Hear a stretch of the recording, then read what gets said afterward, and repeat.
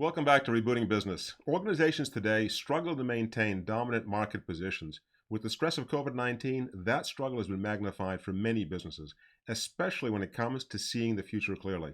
According to our next guest, when focusing on your core threatens to make your business irrelevant due to fast-changing and uncertain markets, predicting the future seems impossible. And let's face it, when Amazon or Uber or Airbnb become existential threats to your organization, you need guidance and you need it fast. Adam Hartung is uniquely qualified to help provide that guidance. He's got over 20 years of experience developing and implementing business strategies that take advantage of new innovations and new technologies. He's also a leadership fellow of the National Association of Corporate Directors and the #1 leadership columnist for Forbes.com with over 50 million readers since 2009. Adam is also the author of Create Marketplace Disruption, and he's been featured in publications such as Rolling Stone, The Week, and BBC Television for his bold market predictions. Adam, thanks so much for joining us on Rebooting Business. Thank you for inviting me.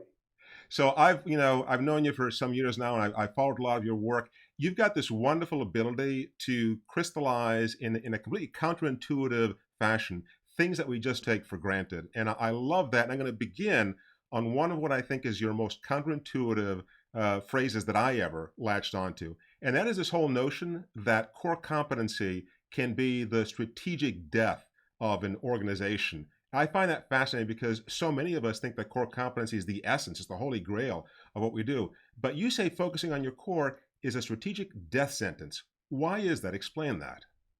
You don't control your destiny. There is no way you can control your destiny. Markets control your destiny. Mm-hmm. All you can control is what markets you choose to participate in and how you will choose to participate. Meanwhile, markets keep changing. Things keep happening all around you. The more you focus internally, the less likely you are to see those market changes. And then before you know it, you got a big disruption and you're not even in the game anymore. I mean, that's pretty much what's happening right now. In the disruptive effect of COVID-19, I think is causing a lot of soul searching in a lot of organizations. Some of them just seem so ill-equipped to be able to do any sort of pivot. What are you seeing as sort of the cornerstones of organizations that are going to weather the storm well? What do they look like? Well, first of all, have you been paying attention to trends? What's been going on in the marketplace around you? How aware are you of the use of mobility, social media, asynchronous connectivity, the use of the gig economy? How aware have you been of those things, and how much have you tried to incorporate them into your business model? If you haven't been thinking about them, if you haven't been using them, then you're probably sitting there scratching your head saying, what am I supposed to do next? Because you really weren't prepared for the next generation of competition. You were actually still trying to defend and extend what you'd always done. So those guys are going to have the hardest time because they've got to catch up with the trend and then figure out how to incorporate the trend in their model in order to make the next step. On the other hand, if you've been thinking about those things, now's the time to slingshot past your competition. Yeah. So I love that. Let's come back to slingshotting in just a second, because when you began describing the kind of organization that is unable to pivot, certain cornerstones of my childhood come to mind, like Sears Roebuck. Sears had this wonderful loyalty program that they used to reward their best customers. The problem was that their best customers were a dying breed. They didn't look outside that base. So back to your point about core, they were looking exactly at their core, but they had no peripheral vision whatsoever to be able to recognize what was going on outside of that core. Oh, it's true. I mean, if you only talk to your best customers, they're going to lead you down the primrose path to death. Take a look at Harley Davidson, one of the greatest brands that came out of the 1950s, a dominant brand for many years. The average Harley buyer today is almost 60 years old. So to the extent people are buying motorcycles at all, they're not buying Harley Davidsons anymore. And the brand is withering away. So this is what happens to too many companies. They say, who uses my product? Who uses a lot of my product? They talk to them a lot. They continue to optimize for those needs. But that disruptive technology, the new solution that's coming along, the thing that's being tested in the back rooms of your customers or being tested in those customer segments that are starting to emerge, you don't even see it because you're so busy focused on trying to improve better, faster, cheaper, what you've always done. So this stems from leadership, and I know you study leadership day in, day out. Give me a sense for the kinds of leaders, and if you can use some examples, that'd be wonderful. Who are the types of leaders that organizations need to be able to weather these kinds of storms? Well, I always say that most leaders like to think they should spend 80% of their time focused on the business and maybe 20% of their time looking externally. The Right. really good leaders flip that. They spend 80% of their time looking at the markets at large, trying to see where things are headed, what the competition might look like, what solutions might be coming over the horizon. Those types of leaders are more adaptable to changes in the market, and they build more adaptive organizations. They challenge their organizations to be ready for change. So if you think about somebody that fits that mold, you get Jeff Bezos comes to your mind right now today. Always thinking about what could we do next? Could we deliver products with a drone?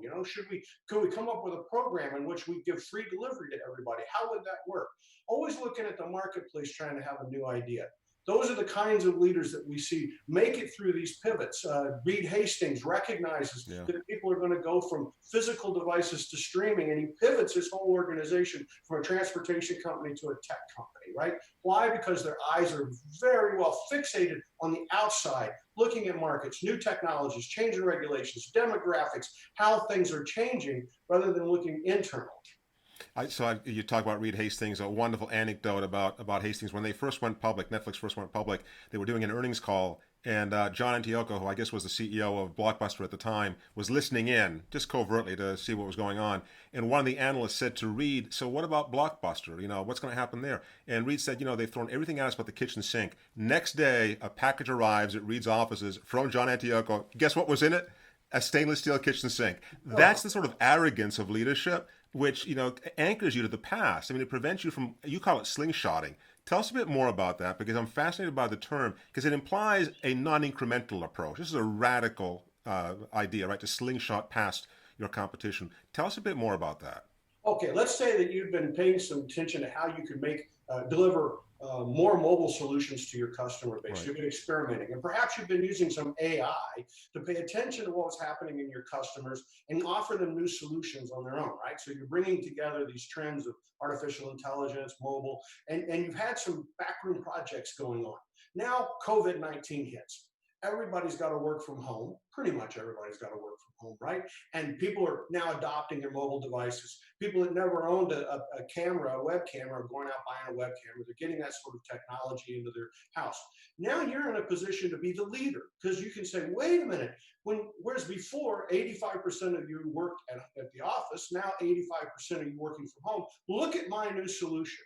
Look at how I can make you be more mobile. Look at how I can help you understand the world around you to make quicker decisions. And that allows you to jump right by the old leader, because the old leader is stuck in that position of the old technology that was the leader back when. Give you a great example. I live in Las Vegas, casinos. Everybody, get them in the casino. You get them in the casino, give them a free drink. Keep them in that casino, keep them spending money. Model's dead. Yeah. May come back. We'll see some forms of it, but the reality is those that had online gaming, slingshot right to the front. The gamblers now run right over, and they're jumping onto that platform. How can I make wagers? What can I make wagers on? And they're all ready for whatever happens in the remaining of the National Hockey League, the NBA, Major League Baseball. Those platforms are set up, ready to go. They're going to capture those gaming dollars right now.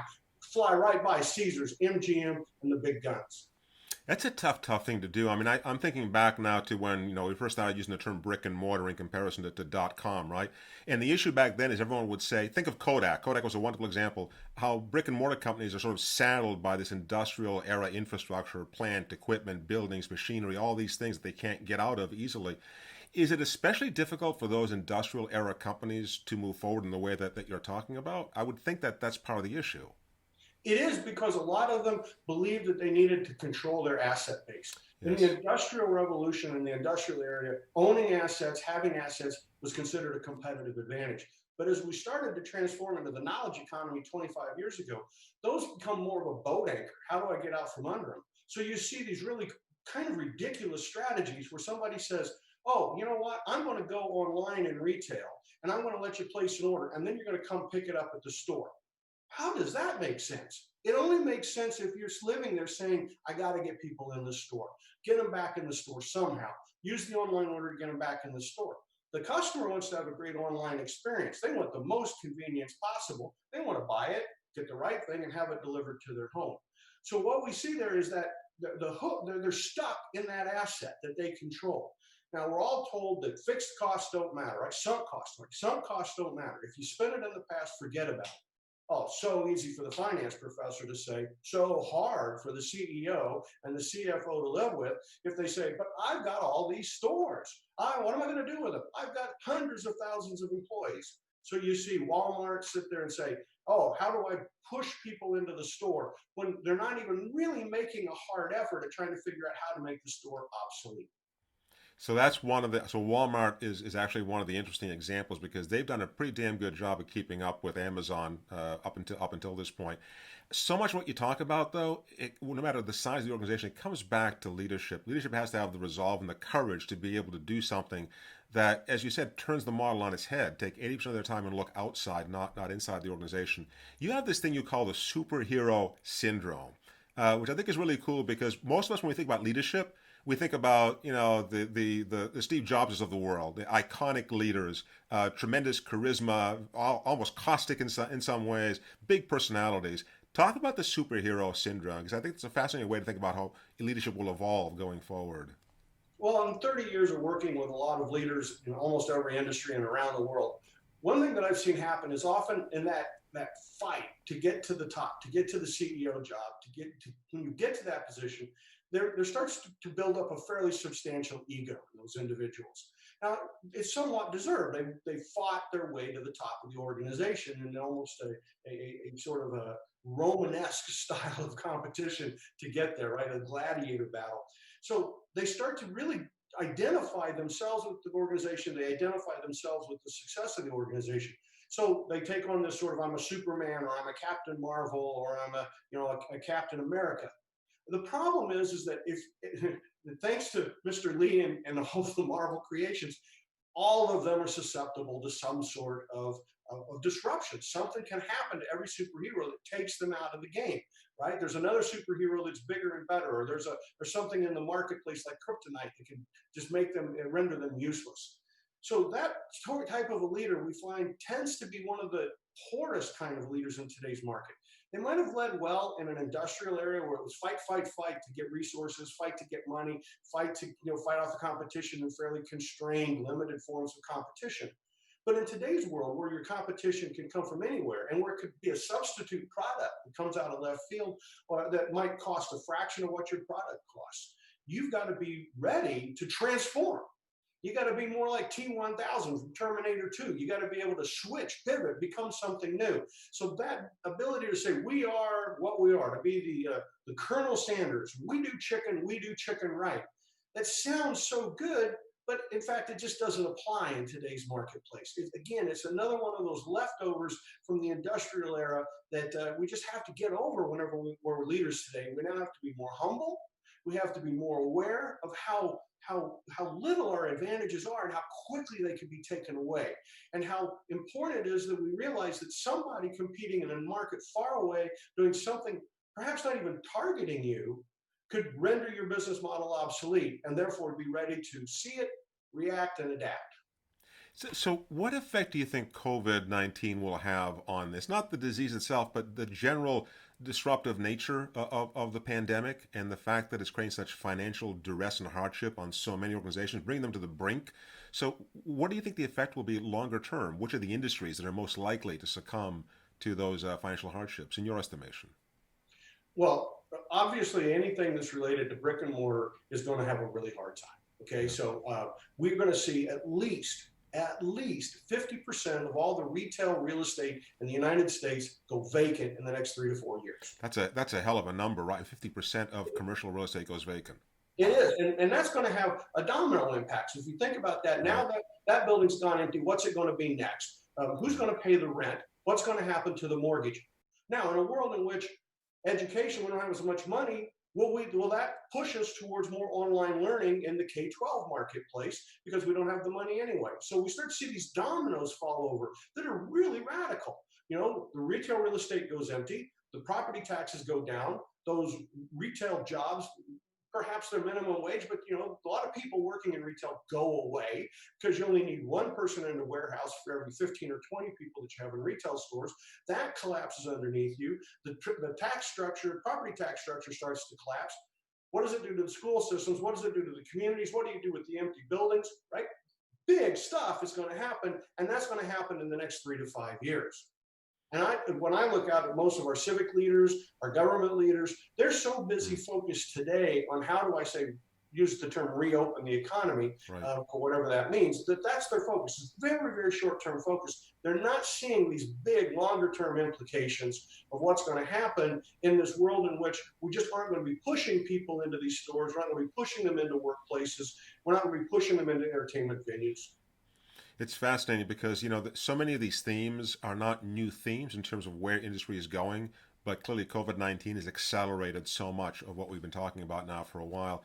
One of the things you turned me on to about 15 years ago or so, we met, and you talked about a concept that I found absolutely riveting, and I've been using this sort of a metaphor and a framework ever since then. I want you to talk about it a bit here. It's called white space. And you specifically say that if you're a company without a white space team, describe what that is in a minute. It's like flying without radar. So I love the metaphor, but explain it because I think it's one of the coolest ways to look at organizations. Sure. A white space team is two or more people that are segregated and allowed to focus on how to develop new business opportunities. Some kind of a business that's a new product line or a new geography, or it could be an entirely new business altogether that you see having tremendous future opportunity. And so you take a team and you dedicate them to investigating that. Now, the reason this is so crucial is because we like to think that people can go to work every day and you might have your C-suite and your directors and your senior directors and you say, I want you all to think creatively, think outside the box. What's the future going to be like? Forget it. They have a job to do. They have to run the business as it exists today. They can't work for 38 hours at running the business and then spend 10 hours trying to think outside the box. Our brains don't work that way. It's all going to mean that you're just going to get some sort of small sustaining improvements in the old business model. So you have to have these people that are outside. They have to get outside the box, then think. So you put them in these white space teams and you say, look, I want you to think about how the business will be. What will our business be like in the future when 50% of retail is transformed, when nobody goes to a movie theater anymore, when broadcast television is effectively crumbled and it does nothing but a few sporting events, but most of that's gone online and they're doing some reality TV. This whole new world, in that new future, how do we play? How do we live? What do we try to do? What are our products? Who are our customers? What is our value proposition? And then how do we deliver on that value proposition? That all happens in these white space teams.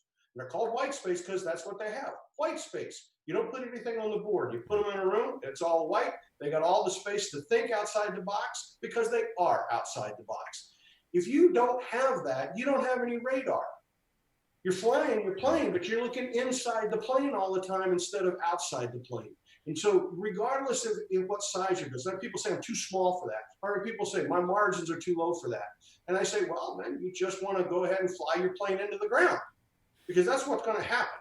At some point, you will fly it into the ground unless you have some white space teams out there experimenting and figuring out what you're going to do next. The white space creates situational awareness, and I love your metaphor of looking, just inside the cockpit rather than trying to get a sense for what's going on outside. Even inside the cockpit, those instruments are telling you what's going on outside. So you got to pay attention to your environment, obviously. So maybe closing on that point, if we look at our environment today, clearly the crisis of COVID-19 is going to pass from a medical standpoint.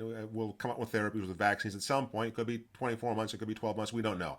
That piece of it I think we'll be able to manage. What do you think the long-term implications will be when we look back on this and write the cases for the business schools? What do you think that fundamental theme will be that we look back on and say, how the hell did we miss that? Why didn't we see that coming into COVID-19 and now it's so obvious to us coming out of it? I think it's going to see the breakdown of the large institutions. The boomers into the boomer generation thought in terms of large organizations having big resources. General Electric, right? Great example. Well, what we're saying is General Electric is in terrible shape today, may not survive at all. It's just about to go under. Those sorts of organizations are not the future. What we're saying is a return to an economy in which each individual piece is more of its own player. I call it the gig economy, right? Why would I want to take and go to an office or hook up with some organization that's going to control everything I do for 18 months and then let me go? And then I have to be off and find another organization to control me for 18 months. Doesn't make any sense in a knowledge economy. In a knowledge economy, we want to lace this together. And the people that are figuring out how to build these new organizations are lacing together the resources they need as they need them in a reliable way. They have go-to resources, but it's much more loose, and it's not controlled by a large central organization. That formula, that industrial organization really fit the industrial era, and it's now out of date. And those that try to hang on to it are going to have a really, really tough time. You know what's amazing, Adam, is that the technologies, the infrastructure of technology that we've built supports that so well, and COVID-19 has proven to us how well it can support it, right? No need for the commercial real estate. You don't need to be in the office. You can work from home or wherever you happen to be. The infrastructure is there with which to realize the vision that you just described. What's cool stuff. I love talking to you, man, because you dig so deep into this and you spend your life focusing on these issues and you articulate them so incredibly well. Thanks for joining us for Rebooting Business.